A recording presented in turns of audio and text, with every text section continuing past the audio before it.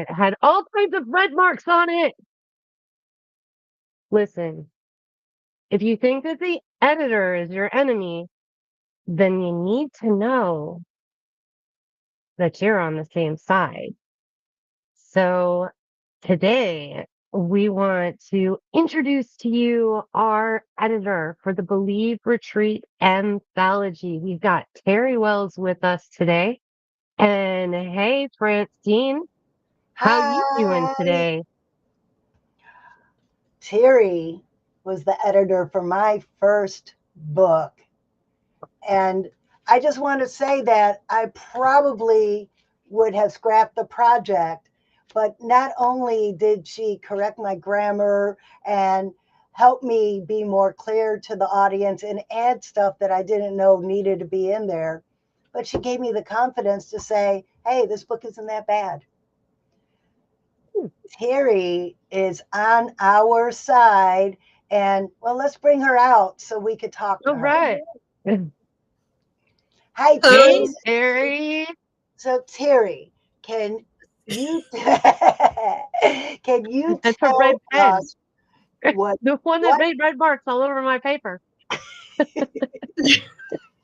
Because we know you can do it better. We know you can improve it, and we want to make sure your message is clear to everybody who reads it. so tell us what is your job as an editor? My job as an editor, my first thought going forward is making sure that your message, and by you in this case, of course, I mean the writer, is as clear as possible to the audience that you're trying to reach. Uh, so for different writers, that may mean different things. It's usually there's always a case of like spelling, grammar, punctuation, consistency. Uh, in some cases, it's the matter of an overview. Look at the whole work and look at how it's structured and suggest certain things. As Francine suggested, sometimes you're so close to your work that you don't realize there are points that you're leaving out. When somebody can approach what you've written with fresh eyes, they can say to you, I was a little confused over there. Are you missing a step? Or could you explain this in more detail? It looks really interesting, and I'm not sure I fully caught it. So we're on the same side. We both want to make sure that your message reaches your audience. I'm here to help. I'm here to help you do that. And thank goodness, because creative Heidi cannot spell or grammar. And I don't catch any of that stuff. So, earlier we were talking about how you catch like some of these little teeny tiny things that a lot of people it just would go over their head. You want to elaborate on that story a little bit for us? Yeah, okay. And let me warn you in advance, this may get a little technical and into a, well, why does this matter sort of thing.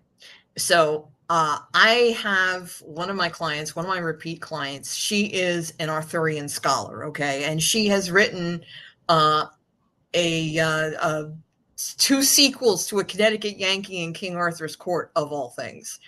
And she has a character who is, Morgan Le Fay is the main character, and she actually time travels from 6th century Arthurian times to a future from our time to an alternate future back to like the 18 somethings. Now, and I'll explain why that matters in a minute. So she's texted me with a quick question. She wanted to know if she changed one of her chapter titles from setting the future in motion to setting the future into motion. Did that mean that the into needs to be capitalized? Now, in normal standard headlines, if you're going by the Chicago Manual of Style, and yes, I'm going to bring this out.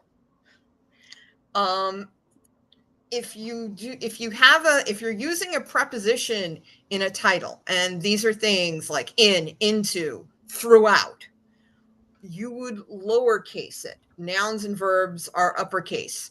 But in the past decade or so, which this book is from, you would actually, if the preposition is 4 letters or more, it's uppercase. So in that case, yes, into is uppercased, in is not. Now, why does this matter? Time travel story. What time period are you in? But yeah, it matters. And a writer shouldn't necessarily have to know all of these details. That's in part the editor's job. And I was able to explain to her why it was uppercase, when this started, and she could figure out for herself whether the time period is affecting it. So I love that you know everything that we don't need to know. The fact that we could just write our passion, tell our stories, and you will make sure that no one's going to make fun of how it's spelled, where it's capitalized. I remember when I was writing my dissertation, a period in the wrong place could take 10 points off of my grade. Well, it might, when someone's reading a book, that might not change the way it's read, but Terry, could a period change the meaning of a sentence? Period could change the meaning of a sentence. A comma placed in a different spot totally changes the meaning of a sentence. Compare "let's eat Sally" to missing comma, "let's eat Sally." But very fitting for Halloween, as we're just getting through there. Thank you. yeah, and here's the key thing too, is that if I don't know what it is, I know places I can go to look it up. Like I, pointed out the Chicago Manual of Style. That's what I use for books. That's what I'd be using for this anthology.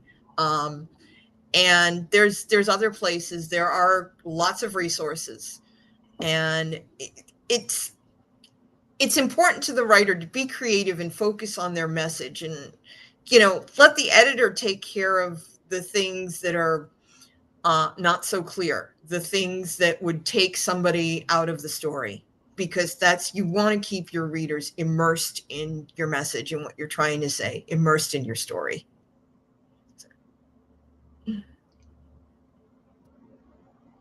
Ooh, So dead space. A question that we did not talk about earlier. Like, when did you first discover that you just had this magical superpower for putting together the English language and understanding how to structure sentences in a clear way to communicate? I think I was in grammar school. It was, I have always been a reader ever since I was young, ever since I learned how to read. Okay. I was always into reading. And I think it was in high school when I realized that a lot of the writing that we were doing now was going to be more research papers and less like writing stories. And after that, when I started job hunting after getting through college and everything, I majored in history, by the way, and I realized I really enjoy working with words. I used to joke that I wouldn't date a guy unless he was willing to play Scrabble with me at least 3 times. So, so yeah, I have always loved words. I've always loved the English language. I admit I was a late comer to great playwrights like Shakespeare and such, but I've always loved, in grade school, it was myths, the Greek and Roman myths, and even the Vikings, the Norse stories. It's all of this story, being surrounded by story, being immersed in story. And, doing what you love. And what I love, I don't love many things more than a good story. And if I can help a good story, you know, get out to a lot of people and polish it up a little so it looks even better, you know, there is, for me, no better job in the world. I love that we are building this team. And we're not only going to have authors on our team, we have Terry on our team. She's going to make sure that our words sing. We have a publisher on our team. When Terry's done with all of her work, then the publisher is going to get it formatted and uploaded onto Amazon. And then we start the promotion process. And we're going to have social media experts on our team. We're going to have public speakers on our team. We're going to have a vast array of people who has passions that intertwine to make this book come to life. And I hope that you want to tell your story, and we're helping you see how this project is coming together so we can build on everybody's passions to tell your story and inspire the next group of people. I won't say the next generation, because my generation needs to be inspired. Terry's generation needs to be inspired. Heidi's generation needs to be inspired. And I inspire children, but there's still more people who need to be inspired. And these stories that we're telling, that Terry's going to make sure that they are grammatically accurate and that they really convey our message in a way that the reader will understand and identify with, is really so important to this project. Now, Terry, you were talking about a new project you're working on. When you said grammatically accurate, I had a feeling you were going to invoke that one. Okay. So yeah, it's really interesting, and I hesitate to say that, yeah, I worked on it, and it's an audition right now, as I call it, which means that he hasn't decided specifically if he's going to use me as an editor. It's a pretty common practice among freelance editors like myself. When a client is interested in using you after a discussion about the kind of writing and getting to know each other, for, like, in my case, it was like an hour-long phone call, to offer to edit like 5 to 10 pages of a current manuscript for free, to get a feel for how the editor would edit, and how the writer writes, to see if you can work with each other. Okay. And I edited this gentleman's manuscript, the first 10 pages, which turned out to be 3 chapters. Now, I knew from the phone call, because he had mentioned that he was a very quirky writer, and that actually other editors, he had problems with their editing. And I saw why. When I edited it, I saw there were sentence fragments everywhere. However, my focus when I edit is clarity. Is the message getting across? And this was a fiction, a work of fiction. It's a thriller. It's set in like the 1950s, a little after World War II. And the characters in the 3 chapters, the first character was a Russian. And he was, the second character was a German in the second chapter, viewpoint character, the one who you were in their head. And the third character, I think, was also from the Eastern Europe. These 3 characters were all English as a second language. So, it was written in English, but they wouldn't be speaking English anyway. And each of the characters was focused on their specific thing. you could tell that, you know, they were quickly thinking. The thoughts themselves may not have been, you know, they were, as I say, sentence fragments, but you could tell what they were thinking. You could tell what their focus was. And the, what it was, the way they thought, the way you were reading it also conveyed the nature of the character. It helped convey the message of the character, as opposed to, you know, if it had been grammatically correct, it wouldn't have given you the same sense of the character. Now, there were a few sentence fragments, a couple here and there, that I went ahead and fixed because they specifically were not clear. But the rest of it, it was clear what was being referred to in these incomplete sentences. So I left those, and I also commented in the manuscript that, hey, yes, you have a lot of sentence fragments here, but since you're being I can very clearly tell what you're talking about, I'm not going to fix them. So there are cases where if you were being grammatically correct, you would lose the author's voice. And if I can preserve the author's voice and also get the message across clearly, well, that's the ideal. That's what you look to do.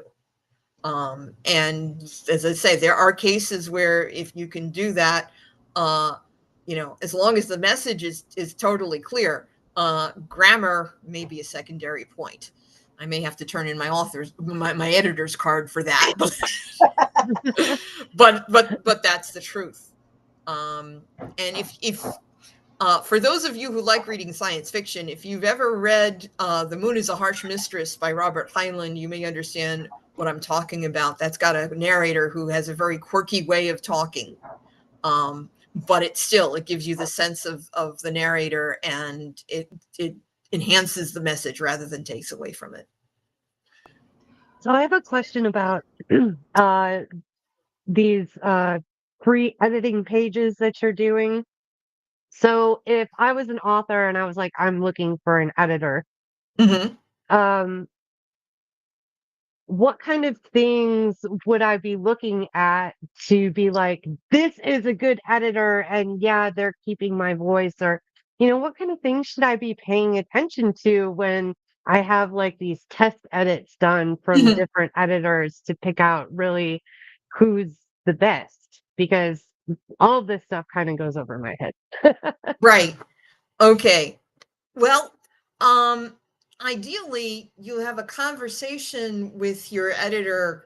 In my case, I had an hour-long conversation with this gentleman over the phone to get a sense of, you know, so they can tell what kinds of things that you write and what kinds of things, you know, are you a good fit in that way? Is this something that this editor is experienced with editing? That's something you want to ask about. Are they experienced with editing this kind of writing? And in addition to a lot of what the Believe Project will be working on is memoir related. And in addition to having edited Francine's work, I've edited this one, and it was particularly my pleasure to edit this one. Both of these are memoirs. This one is kind of half memoir, half history, and had a great time editing that. And the other thing you should look at once you say, okay, give the editor a deadline, like if you can, a week, if it's like 5 to 10 pages, for when they get it back to you. Do they get it back within the deadline? That's a baseline thing.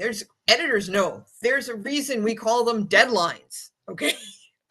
The other thing is make sure you're both clear about what format you're sending the work to them and what format you'll receive it back. I work in Word, and I will usually hesitate. So sorry to getting technical here. I will usually turn track changes on, which means that when I make changes, the changes will show up visibly, usually in red.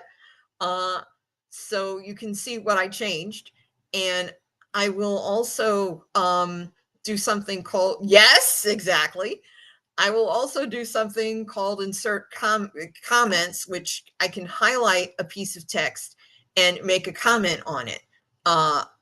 If I think a more extensive change, does your editor potentially sometimes, instead of making the change, suggest a change and include a comment that says something like, I think this sounds better, try both, say it out loud, or especially will they ask if this isn't clear to me, did you mean, when they insert a comment.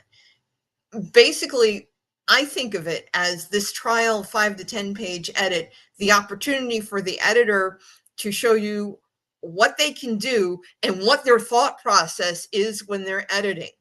And they explain it. That's the ideal. If they explain it to you, then you can kind of see into their head a little bit and see if the two of you are a good fit.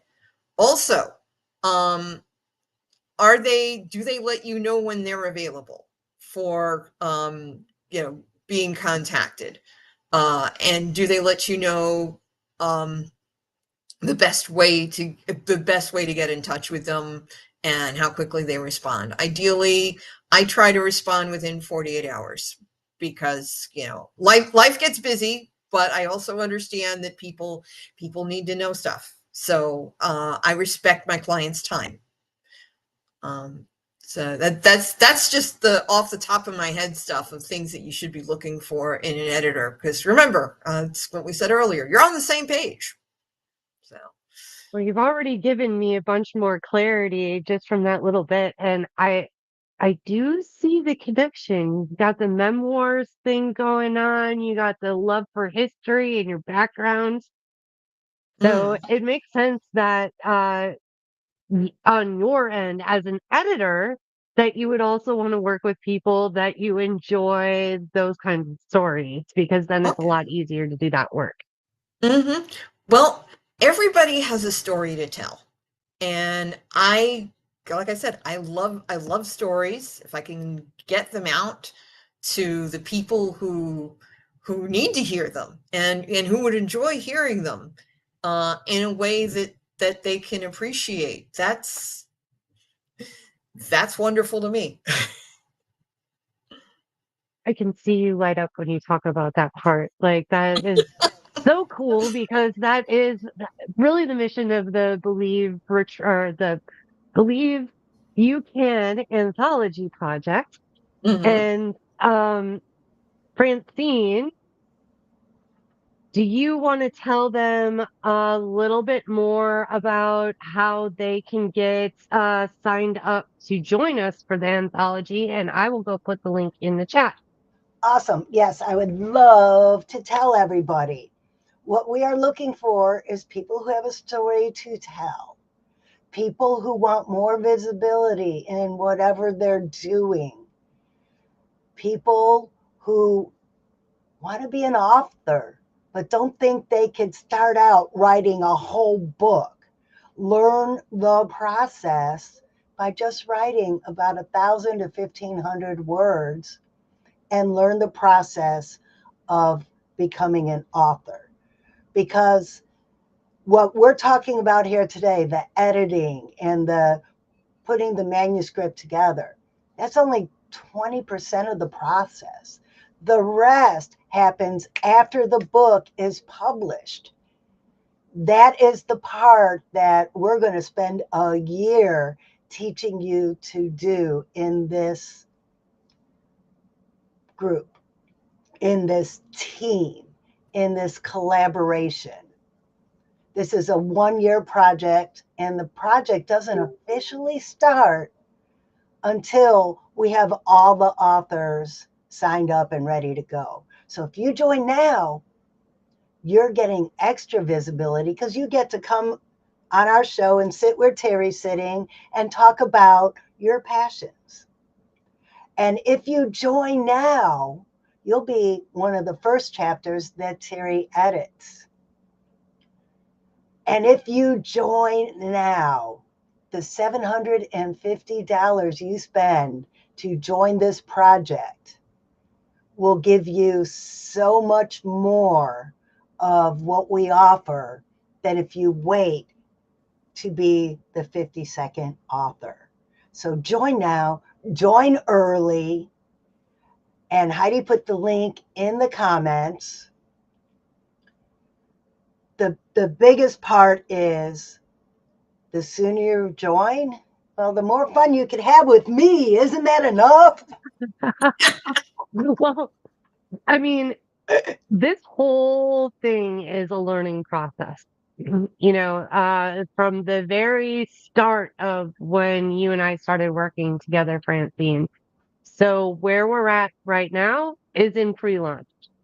And we're gathering all the pieces together, all the team members together to make this really successful and exciting. And so when you join now, you get to be part of that pre-launch process, which is all part of the process. Actually, if you forget the pre-launch, then like all of a sudden you launch it and people are like, what? I didn't hear anything about this. What are you talking about? So this is just as important as everything that's going to come. So it's kind of like a bonus when you join early with us. Um, so let's see. Wasn't there one more story we didn't Oh, yeah. cover that we were talking about earlier? Oh, yeah. Yeah, there was. So the story that I told earlier about the in versus into, that's a little sort of a tree level thing where you see all the trees and you fix them.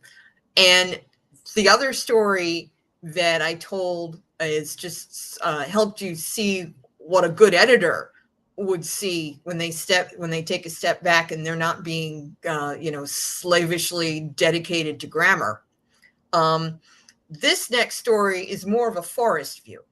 So one of my clients, again, an experienced writer, she had a 5-book series under her belt, and I was editing the second book in her next series. It's in the genre of a cozy fantasy. If you've heard of cozy mysteries, think of it as this is a mystery, but it's in a fantasy setting. So she had one of the characters in the book, of course, was murdered early on because that's what happens in a mystery. And she had beta readers who were reading it, and one of them was really into hardcore, all sorts of mysteries, and they were saying, well, your readers aren't going to be happy with this because you didn't have like 5 suspects, and mysteries are always supposed to have 5 suspects. And so she said to me, is it going to be a problem that I don't have 5 suspects?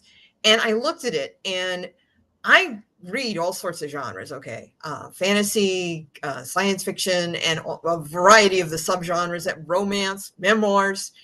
And so I know about mysteries. I know, in a mystery, it's not just about the 5 suspects. It's about, did you do the appropriate foreshadowing? Would a reader who goes back read it and see all of the clues that you planted? Would a reader, when they reach the end of it for the first time, feel like you somehow cheated them by pulling the ending and pulling the ultimate murderer out of your hat and you didn't give them any warning? And I said to her, you've done all these other things perfectly well, in addition to the fact that I was coming in the second book. Okay. And she really laid the groundwork so that you didn't feel like you had to read the first book in the series. And that's really hard to do. So I said to her, no, it's not going to be a problem that you didn't have the 5 suspects. People are going to enjoy it anyway. They're going to enjoy it. It's not a problem. So that's what knowing your field does. That makes me feel so much better to work with an editor. It's just like, you know what? All of this like stuff when it comes to how I'm coming across and communicating when I'm writing, I mean, I don't have to worry about even like the formula for my particular kind of story because you're going to fill me in on whether or not I'm going way off course and people are going to be confused. Mm-hmm. Huh. Well, and I knew Terry from Toastmasters, before I even knew she was an editor, I told my coach, I want to write a book about my journey with essential oils. And I wrote it, and she started reading it, and she said, I suggest you get an editor. That was so intimidating to me. I was just going to write it, make it an ebook, and give it away. But then when she said, get an editor, it started sounding a lot more official to me and scary. And then when I found that my friend was an editor, someone who I was paired up with as a co-mentoring, we call it humor buddies in that club. My humor buddy is an editor. Well, I could trust her. She trusted me to help her edit her speech. Well, I could trust her to help me edit my book. It became less scary. Well, if you are at that point in wanting to become an author and the editing process is scary to you, well, you just met Terry. And I hope what we talked about for this past 30 minutes made it less scary for you to get your work edited so you could get to the next step of the process. I'm definitely feeling more prepared for the red marks. Yeah. Think of the red marks as encouragement. Could we make them pink, maybe? Like just maybe a little I'll work less on that. blood-like. I'll work on that. Okay, perfect. Okay, so as usual, the time is gone so quickly, but we're gonna have Terry back on here because we've got lots of stuff we can talk about. Editing for sure. Terry is coming back the first Tuesday of December, and she is going to edit my chapter live on this live stream. Oh my goodness. It might be the second Tuesday of Might November. be the second Tuesday. We'll fill you in. But in December, early in December, Terry is going to edit mine live right here on this live stream. So you could see that it's not really scary. You can see how the process works and how Terry and I work together to make what I write even better. Dude, I'm totally excited for that episode. Me too. All right. So let's take this thing out. You know, if you can conceive it, you can believe it, and you can achieve it. From the head to the heart to the hands. Yes, You you can. can. Yeah. All right, you guys. See you guys in the Believe community. See you guys next week.